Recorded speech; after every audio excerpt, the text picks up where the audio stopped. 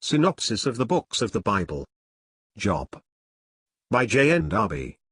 All Scripture is given by inspiration of God, and is profitable for doctrine, for reproof, for correction, for instruction in righteousness, that the man of God may be perfect, thoroughly furnished unto all good works. 2 Timothy 3 verses 16 and 17. Synopsis of the Books of the Bible. By John Nelson Darby. Job, chapter 3. Job's want of knowledge of his own heart and of God. But the depths of Job's heart were not yet reached, and to do this was the purpose of God, whatever Satan's thoughts may have been.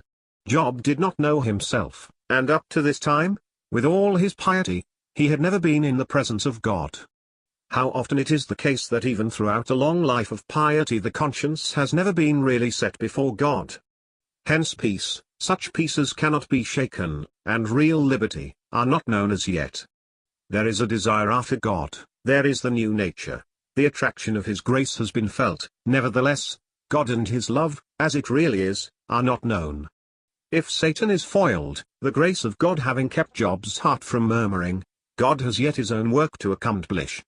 That which the tempest that Satan had raised against Job failed in doing, is brought about by the sympathy of his friends.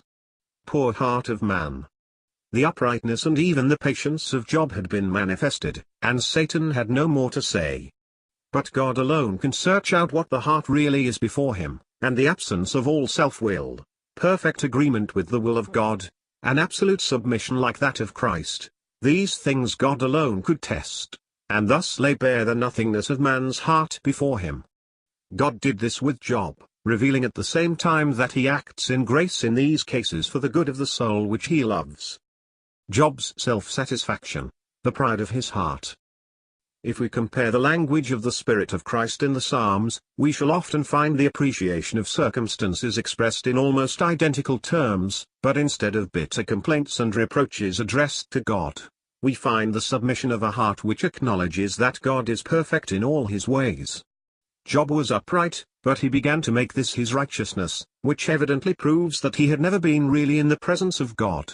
The consequence of this was that, although he reasoned more correctly than his friends and showed a heart that felt really far more than they what God was, he attributed injustice to God and a desire to harass Him without cause. See Job 19:23 verses 3 and 13, 13 verses 15 to 18, 16 verse 12. We find also in Job 29 that his heart had dwelt upon his upright and benevolent walk with complacency, commending himself, and feeding his self-love with it. When the eye saw me it gave witness to me. God was bringing him to say, now mine eye seeth thee and I abhor myself. It is with these chapters, Job 29, 30 and 31, which express his good opinion of himself, that Job ends his discourse.